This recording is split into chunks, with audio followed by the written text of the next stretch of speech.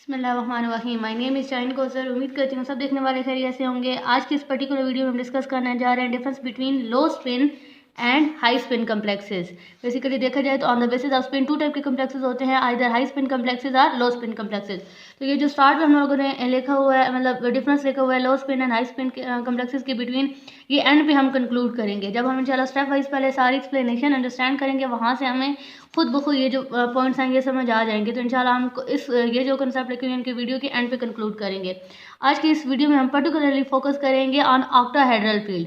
Basically देखा जाए तो हमारे पास जो दो तरह की फील्ड या मतलब डिफरेंट फील्ड हो सकते हैं, लेकिन मेनली हम डिस्कस करते हैं for octahedral and for tetrahedral field, जो कि मेन कंसेप्ट है ऑफ क्रिस्टल फील्ड थ्योरी। आपको क्रिस्टल फील्ड थ्योरी या CFT के लिंक भी डिस्क्रिप्शन में मिल जाएगा। हमने उस पर पहले प्रॉपरली CFT को डिस्कस किया है। अगर आप उस क्रिस्टल फील्ड थ्योरी की भी अंडरस्टैंडिंग डेवलप करना चाहते हो तो मैं आपको सजेस्ट करूँगी आप वो वीडियोज़ भी देख सकते हो।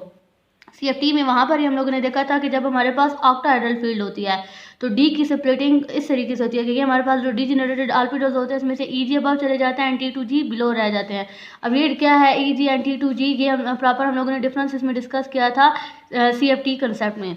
अब अगर हम लोग देखें ना, जो हम लोगों ने मतलब डिफरेंस स्टडी करना है between low spin and high spin complexes, किसके लिए, फॉर कम्प्लेक्सेस। तो इसके लिए हम लोग क्या करेंगे, देखें डी में मिनिमम कितने इलेक्ट्रॉन आ सकते हैं 1, मैक्सिमम कितने आ सकते हैं 10। तो मीन 1 से लेकर 10 तक जितनी पॉसिबिलिटीज़ हैं हम वो सारी पॉसिबिलिटीज़ देख के चेक करेंगे कि किस केस में लो स्पिन कम्प्लेक्स बन सकता है और किस केस में हाई स्पिन कम्प्लेक्स बन सकता है। तो सबसे पहले स्टार्ट करते हैं D1 से। D1 लिया और साथ ब्रैकेट में क्या लिखा हुआ है, वीक फील्ड लिगेंड। तो वीक फील्ड लिगेंड का क्या मतलब होगा कि जो अप्रोचिंग लिगेंड होता है अगर वो क्या हो, वीक फील्ड हो।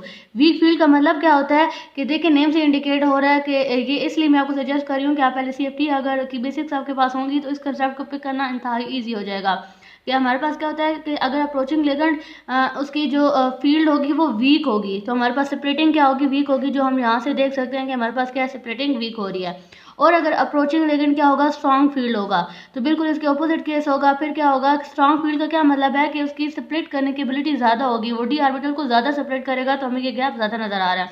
अब अगर हम लोग D1 के लिए देखें ना, D1 का क्या मतलब है कि डी में एक इलेक्ट्रॉन था, तो वो तो ऑब्वियसली देखें जब D1 में एक इलेक्ट्रॉन है और लिगेंड अप्रोच करता है, सेपरेटिंग किस तरीके से होती है कि EG जो होते हैं वो अबव चले जाते हैं और T2G एनर्जी इनकी क्या हो जाती है, डिक्रीज हो जाती है। हमेशा पहले इलेक्ट्रॉन किस में जाएंगे, लोअर स्टेट वाले में जाएंगे, मतलब T2G में जाएंगे, बिकॉज जहाँ पे रिपल्जन ज़्यादा होगी इलेक्ट्रॉन्स के लिए। तो जब हमारे पास T2G ऑर्बिटल में जा रहा है इलेक्ट्रॉन है ही एक, तो इट्स मीन कि इस केस में ना कोई हाई स्पिन बन रहा है ना कोई लो स्पिन बन रहा है। सेम अगर हमारे पास स्ट्रॉन्ग फील्ड लिगेंड भी आ जाए और D1 से स्ट्रॉन्ग हो तो उस केस में भी ना कोई हाई स्पिन कम्प्लेक्स है ना लो स्पिन कम्प्लेक्स है, बिकॉज इलेक्ट्रॉन नंबर ही 1 है। सिमिलरली अब हम इसको देख लेंगे फॉर D2। D2 का क्या मतलब है कि हमारे पास क्या होंगे, D2 में 2 इलेक्ट्रॉन्स हैं। वीक फील्ड अगेन वही चीज़ है, यहाँ से हमें नजर आ रहा है कि इस केस में यहाँ पे सेपरेटिंग कम है और स्ट्रॉन्ग फील्ड का क्या मतलब है, सेपरेटिंग ज़्यादा है। तो D2 में भी हम लोग देख सकते हैं कि क्योंकि सिर्फ टू ही इलेक्ट्रॉन्स हैं तो वो किस में रहेंगे, T2G ऑर्बिटल्स में ही रहेंगे दोनों केसेस में। नेक्स्ट अब अगर हम लोग देख लें फॉर D3, ये मीन अगर D एक ऐसा हमारे पास सिस्टम हो जिसमें 3 इलेक्ट्रॉन्स हों, तो उस केस में भी हम लोग देख सकते हैं ये हम लोगों ने किसके लिए ड्रा किया हुआ है, फॉर वीक फील्ड, जो कि हमें नजर आ रहा है कि दरमियान में गैप कम है, और ये किसके लिए है, फॉर स्ट्रॉन्ग फील्ड। तो इस केस में भी जो तीनों इलेक्ट्रॉन्स हैं वो किस में रहेंगे, T2G में ही रहेंगे। ठीक हो गया, मतलब यहाँ तक ना कोई हाई स्पिन कम्प्लेक्सेस बन रहे हैं ना कोई लो स्पिन कम्प्लेक्सेस बन रहे हैं। अब अगर हमारे पास सिस्टम कैसा हो जिसमें D में 4 इलेक्ट्रॉन्स हो और क्या हो, वीक फील्ड लिगेंड हो, तो इस केस में अब देखें क्या होगा। वीक फील्ड का क्या मतलब है, गैप कम है। गैप कम होने का क्या मतलब है, चलें पहला इलेक्ट्रॉन तो ये फुल हुआ, दूसरा, तीसरा। अब देखिए गैप कम है, गैप कम होने का क्या मतलब है कि 4 इलेक्ट्रॉन, चौथा जो इलेक्ट्रॉन है वो EG में जंप कर सकता है। लेकिन अगर हम लोग देखें इसी को स्ट्रॉन्ग फील्ड लिगेंड की प्रेजेंस में, जिसमें यहाँ पर क्या है, गैप ज़्यादा है, तो इस केस में क्या होगा, 1 2 3 इलेक्ट्रॉन तो फिर होंगे। तो क्या फोर्स वाला इलेक्ट्रॉन ऊपर जंप करके जाएगा, नहीं, बिकॉज यहाँ पर देखें सेपरेटिंग ज़्यादा हुई है, गैप ज़्यादा है, दैट्स वाई 4 वाला इलेक्ट्रॉन भी इधर या नहीं प्रेफर करेगा। अब यहाँ पर हमारे पास basically high spin and low spin complex बनेगा।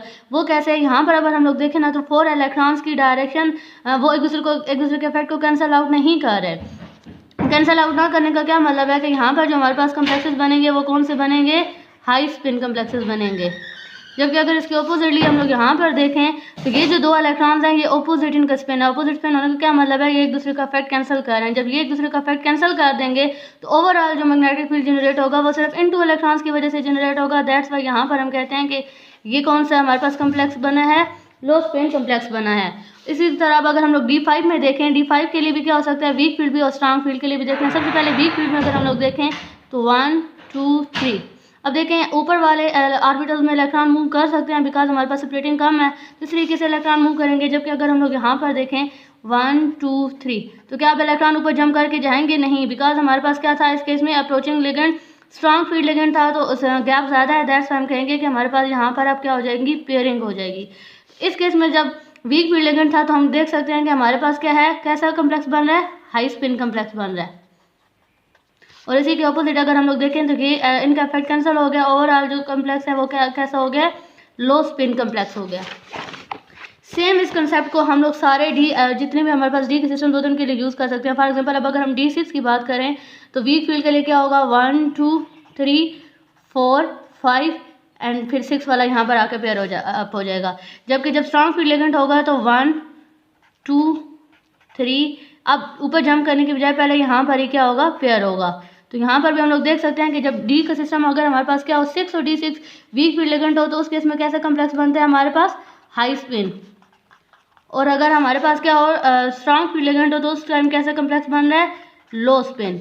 आई होप तो अब यहाँ अब आपको समझ आ गया कि high spin and low spin में क्या डिफरेंस है।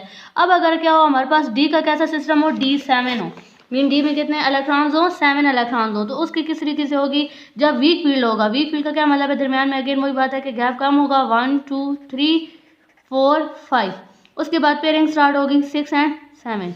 जबकि अगर हम लोग यहाँ पर देखें तो उसमें क्या होगा 1 2 3, तो पहले ऊपर जंप करने के बजाय पहले यहाँ पर ही पेयर अप होंगे बिकॉज यहाँ पर हमारे पास क्या है, गैप ज़्यादा है।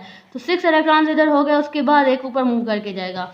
तो इसमें आप देखें अगर इस केस में जो हमारे पास कम्प्लेक्स बन रहा है हम क्या कहेंगे, हाई स्पिन कम्प्लेक्स बन रहा है बिकॉज ये दो तो एक दूसरे का इफेक्ट कैंसिल कर रहे हैं। ओवरऑल जो फील्ड जनरेट हो रही है वो 3 इलेक्ट्रॉन्स की वजह से हो रही है, तो इसे हम क्या कहेंगे, हाई स्पिन।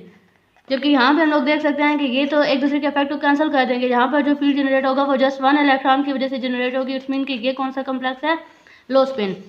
इसके बाद अब अगर हम लोग बात करें D8 सिस्टम की, तो D8 में जब हमारे पास वीक फील्ड होगी तो उस टाइम हमारे पास क्या होगा, पहले हम लोग लिखेंगे 1 2 3 4 5, उसके बाद पेयरिंग होगी 6 7 एंड 8। और यहाँ पर अगर हम लोग बात करें स्ट्रॉन्ग फील्ड की तो इसमें क्या होगा 1 2 3, इसमें पहले इधर ही पेयर हो जाएंगे बिकॉज ये स्ट्रॉन्ग फील्ड है। 6 इधर हो गए, 2 बचते हैं वो इधर आ जाएंगे। मीन हम लोग देख सकते हैं कि जब D8 था तो उस केस में भी दोनों के चाहे बेशक स्ट्रॉन्ग फील्ड हो चाहे वीक फील्ड हो तो बिल्कुल सेम हमारे पास कम्प्लेक्स बन रहा है, कोई हाई स्पिन कोई लो स्पिन कम्प्लेक्स नहीं आया। जैसे हम लोगों ने D1 2 एंड 3 में देखा था कि हमारे पास कोई हाई और लो स्पिन कम्प्लेक्स नहीं बनता। अब अगर हम लोग D9 की बात करें तो उसमें हमारे पास क्या होगा 1 2 3 4 5 6 7 8 एंड 9। जस्ट ये है कि जब वीक फील्ड होता है पहले यहाँ से इलेक्ट्रॉन फील्ड सिंगल इलेक्ट्रॉन हम लोग फिलिंग करते हैं, फिर इलेक्ट्रॉन ऊपर जंप करके जाते हैं, उसके बाद पेयरिंग होती है। जब हमारे पास क्या होगा स्ट्रॉन्ग फील्ड लिगेंड होगा तो उस केस में क्या होगा 1 2 3, यहाँ पर पहले इलेक्ट्रॉन पेयर अप होंगे बिकॉज गैप ज़्यादा है 6, उसके बाद यहाँ पर अब कितने इलेक्ट्रॉन बचे हैं 7 8 एंड 9।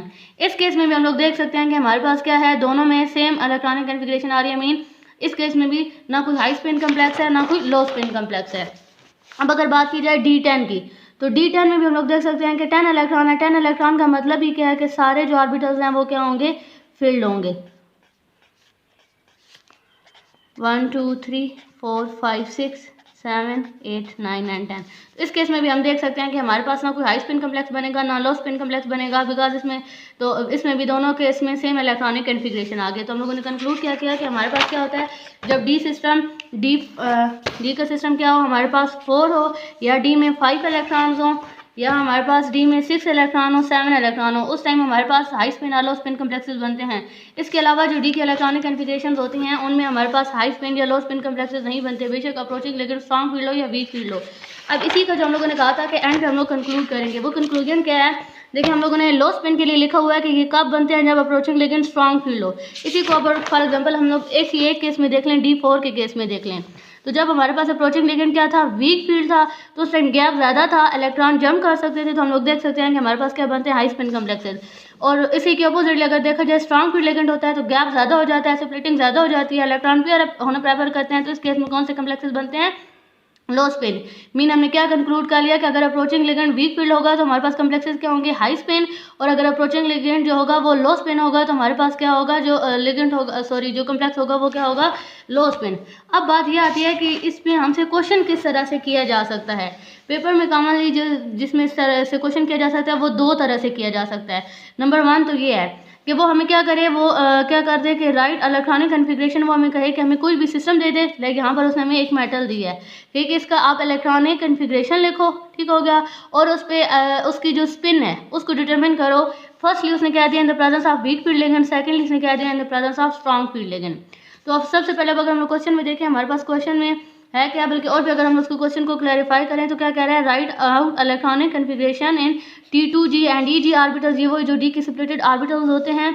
और यहाँ पर भी उसने जो फील्ड आज की टॉपिक में हमने डिस्कस की है ऑक्टाहेड्रल फील्ड, उसी से रिलेटेड क्वेश्चन कर रहा है ऑक्टाहेड्रल फील्ड। तो अब हमारे पास आयन क्या दिया गया है, मैंगनीज 2+।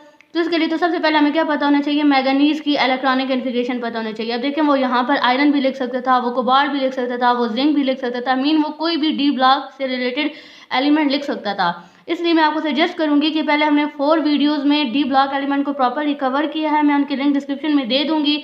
अगर आप चाहते हो कि इस टॉपिक पे आपकी प्रॉपर कमांड रहे तो मैं आपको सजेस्ट करूंगी कि पहले आप वो बेसिक्स अंडरस्टैंड करना, ताकि क्वेश्चन कहीं से भी आ जाए आपके लिए उसको अंडरस्टैंड करना ईजी हो।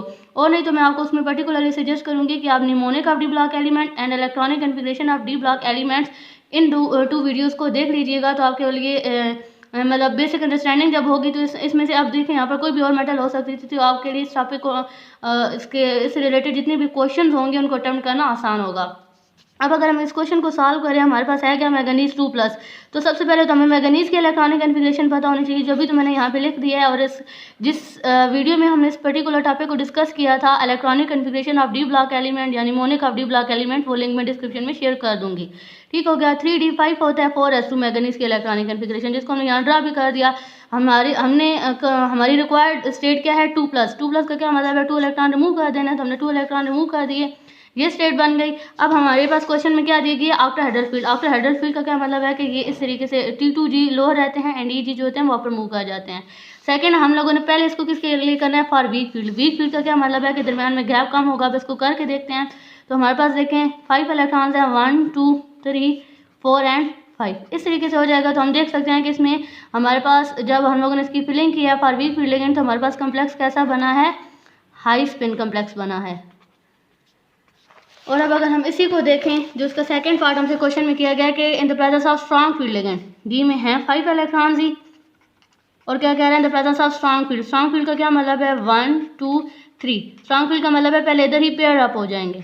आपसे पेपर में इसी तरीके से क्वेश्चन करेगा कि अगर वो स्ट्रॉन्ग फील्ड के लिहाज से कहे तो आपने क्या करना है, सेपरेटेड जो ये गैप है इसको ज़्यादा शो करवाना है, पहले इधर पेयर अप करना है, उसके बाद EG में इलेक्ट्रॉन्स को मूव करना है। और अगर वो कहे कि वीक फील्ड लिगेंड है तो वीक फील्ड में क्या करना है, नैरो गैप शो करवाना है, और यहाँ पर क्या करना है, पहले अपर मूव करवाना है। एक तो इस क्वेश्चन को इस तरीके से टर्म किया जा सकता है। फॉर एग्जांपल अब यहाँ पर हम लोग देखें तो ये हमारा कम्प्लेक्स कैसे बना है, लो स्पिन, बिकॉज यहाँ पर सारे जो इलेक्ट्रॉन्स हैं वो अपोजिट स्पिन में एक दूसरे के इफेक्ट को कैंसिल कर देंगे। एक तो ये क्वेश्चन इस तरीके से किया जा सकता है। सेकेंडली, वो यहाँ पर weak and strong field ligand के सम टाइम पॉसिबिलिटीज़ हैं कि वो हमें कोई पर्टिकुलर लिगेंड्स दे दे। फॉर एग्जांपल वो अमाइन दे दे, वो वाटर दे दे। तो उसके लिए भी एक छोटी सी हिंट आपको बता देती हूँ, जिससे इंशाल्लाह होप्स आपके लिए ये क्वेश्चन अटेम्प्ट करना आसान होगा। हो सकता है कि वहाँ पर वो weak field and strong field ligand की तरह यहाँ पर अभी के लिए हम लोगों ने देखा था कि पर्टिकुलर लिखा हुआ था वीक एंड स्ट्रॉन्ग फील्ड, ये ना लिखे बल्कि वो कोई लिगेंड्स लिख दे। तो आप उन लिगेंड्स को कैसे डिफ्रेंशिएट कर सकते हो, आपको कैसे पता चलेगा कि ये वीक फील्ड है, ये स्ट्रॉन्ग फील्ड है। बेसिकली एक प्रॉपर थ्योरी है, स्पेक्ट्रोकेमिकल सीरीज है जो इनके डिफरेंस को एक्सप्लेन करती है। लेकिन अगर हम लोग शॉर्टली देखें ना, तो अगर क्या होगा, ligand carbon, nitrogen and phosphorus containing होगा तो वो क्या होगा, मोस्टली केसेस में ये क्या होते हैं, स्ट्रॉन्ग फील्ड लिगेंड होते हैं। और अगर जो लिगेंड हो वो क्या हो, उसमें oxygen, sulphur and halogen donating sides हो, तो वो क्या होते हैं, वीक फील्ड लिगेंड्स होते हैं। होप सो ये वीडियो आपके लिए हेल्पफुल होगी। Thank you so much.